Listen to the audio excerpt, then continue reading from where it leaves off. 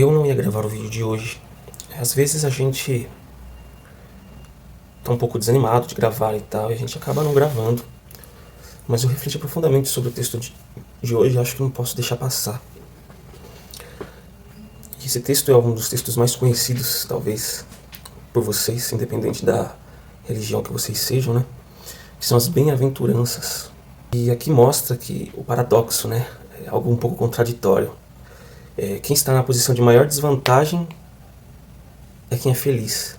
E quem aparentemente está numa posição de vantagem é anunciado tragédia, ruína e muitas coisas ruins. Então, em resumo, aqui está dizendo que é feliz aqueles que estão em condições desvantajosas e aflitos aqueles que estão em aparente vantagem. O povo oprimido ali, até pelas leis que os fariseus inventavam, em cima do que a palavra diz, esse povo muitas vezes percebia que precisava de mais, que tudo isso só estava pesando e não estava ajudando. E os fariseus, eles colocavam cada vez mais peso em cima daquele povo.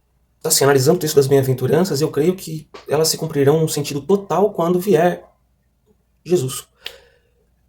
É claro que em alguns momentos a gente pode experimentar alguma felicidade aqui, uma felicidade genuína, mas a vida é assim, a gente tá feliz hoje, daqui a pouco a gente recebe uma notícia triste, ou acontece alguma coisa que chateia a gente, e a gente vai ficar triste de novo, né? É um saco viver nesse mundo.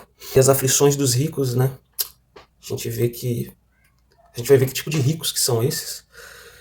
Só vão ser completas também no dia do juízo final. Alguns podem até pagar aqui em vida sobre algumas coisas que fazem, mas o juízo final será a punição definitiva para essas pessoas aqui chamadas de ricos. E nós devemos nos lembrar sempre das bem-aventuranças, quando nós nos sentimos pobres, quando nós nos sentimos famintos, quando nós chorarmos.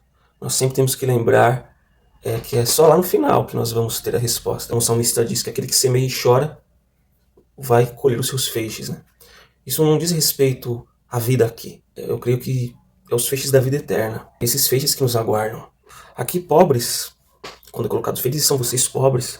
Em Mateus 5,3, né, a gente está em Lucas 6, amplia um pouco mais o significado de pobres, né? Não é aquele pobre economicamente, é o pobre de espírito, que reconhece a sua própria deficiência espiritual. É aquela pessoa que fala, nossa, mas como eu sou pobre espiritualmente, como eu preciso mais da sua graça e da tua justiça. Esse é o tipo de pobre que Jesus está falando aqui. E também aquele que chora, né? Aqueles que choram pela falência espiritual. Que, por exemplo, é de 2 Coríntios 7,10. Porque a tristeza que é da vontade de Deus conduz ao arrependimento e resulta em salvação. Não é uma tristeza que causa remorso, mas a tristeza do mundo resulta em morte. Então é aqueles que choram, até que a música do Fernando Iglesias, né? É feliz quem já chorou, ao perceber que é pecador. Muitas vezes a gente chora. Chora porque a gente cai.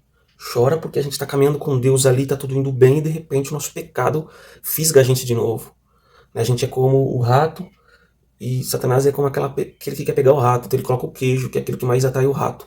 Que é o nosso pecado, o nosso desejo que nos enlaça. A gente vai lá e de novo a ratoeira baixa na nossa cabeça. Aqueles que são pobres, que reconhecem a sua própria deficiência espiritual, aqueles que choram pela falência espiritual, por se sentir no fundo do poço, por sempre olhar o alto padrão que Deus tem e sempre se sentir abaixo. E por isso nos leva a buscar a graça de Cristo, porque a gente reconhece que a nossa justiça são trapos de imundícia. Aqueles que são famintos pela justiça, né? Salmo 63:1, Davi fala, minha alma tem sede de ti, meu corpo te almeja como terra árida, exausta, sem água.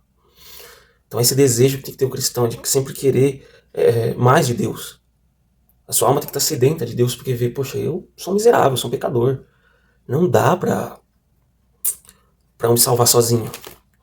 Então aqui são 3 grupos, unindo com o 4º grupo. Né? Porque esse 4º grupo ele é composto por essas pessoas que se sentem pobres, espiritualmente buscam a riqueza espiritual em Deus. Aqueles que são famintos, têm sede de Deus, têm fome de Deus e são saciados. Aqueles que choram pelo seu pecado, mas rirão. Nós riremos, nós sorriremos por causa da graça de Deus. E essas pessoas elas são perseguidas. Elas serão odiadas, serão excluídas, serão caluniadas, mentiras serão ditas a respeito dessas pessoas. E, então, querendo ou não, essas pessoas elas serão pobres do apoio popular, também, de certa forma. Elas serão famintas de companhias, elas chorarão por causa da perseguição que elas sofrerão, mas também vão rir, vão sorrir quando a vida eterna estiver diante delas, elas perceberem que o galardão era muito maior do que todos os sofrimentos. Os profetas foram perseguidos, né? Então, o que esperar de nós? Jesus foi perseguido, o que esperar de nós? Nós temos vida fácil o tempo todo, todos vão aplaudir a gente, só vai ser like, só vai ter comentário bom. Não, vai ter hater, a torta e a direita aí, vai ter acusações injustas. A vida que Jesus prometeu, ela não é fácil. Mas quando isso acontecer, no verso 23, é para nós nos alegrarmos e nos exultarmos, porque uma grande recompensa nos espera no céu. Então, quando a gente passar por esses momentos de desvantagem, pela nossa fé, pelo que nós acreditamos, ao invés de sempre ficarmos amuados e depressivos, nós temos que nos lembrar de que uma recompensa nos espera. Mas aqui há uma contradição, né? Há uma antítese. O contrário do que são os felizes são igual.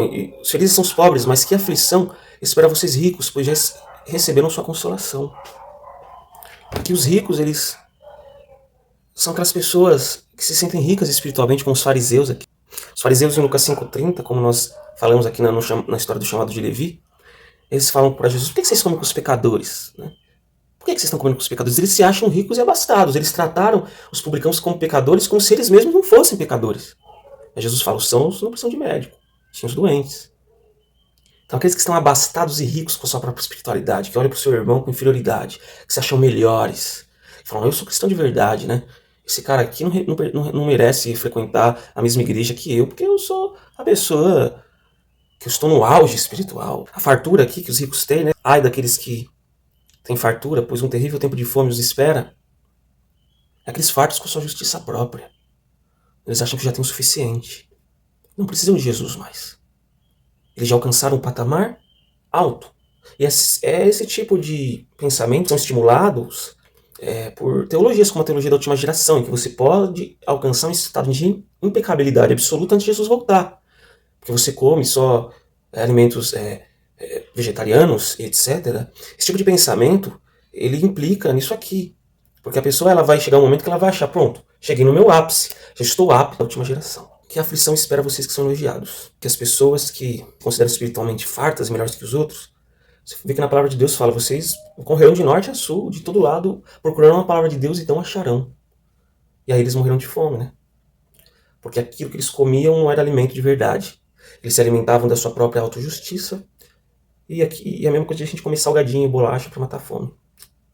Não mata a fome, engana o estômago. Eles se enganaram a eles mesmos. Nós temos que tomar cuidado para não cairmos nisso. E que aflição esperar vocês que são elogiados por todos. Então cuidado com a maioria, que olha para uma minoria e despreza. Esses que são elogiados por todos. Não, quem segue Jesus de verdade não vai ser elogiado por todos. Não vai viver nos holofotes sendo aplaudido. Vai ser perseguido, vai ser difamado, vai ser caluniado. Mas aqueles que são elogiados por todos serão aflitos depois. Porque os antepassados também elogiaram os falsos profetas. Você vê aí, né, a polêmica que deu referente à igreja adventista, né? A pessoa posta lá coisas mentirosas e você vê nos comentários várias pessoas elogiando. É isso mesmo, parabéns, obrigado pelo seu trabalho. E descendo o cacete nos adventistas. Não se iludam não pelos holofotes, pelos aplausos não. Porque isso não vai te servir de nada para quando vier o dia do juízo. Então que possamos definir hoje, escolher hoje. Não é porque você é adventista também que você não está sujeito a isso não. Né? Você pode achar que é melhor que os outros porque guarda o sábado. Você pode achar que eu estou na igreja de Deus e as outras pessoas ninguém presta. Tem que estar aqui dentro para ser salvo. Mas não. A gente sabe que todas as religiões há pessoas que são sinceras. Até mais às vezes do que a gente. Então que essa mensagem fique no coração de vocês. Inscreva-se no canal, compartilhe com os amigos, deixe o seu like e até mais.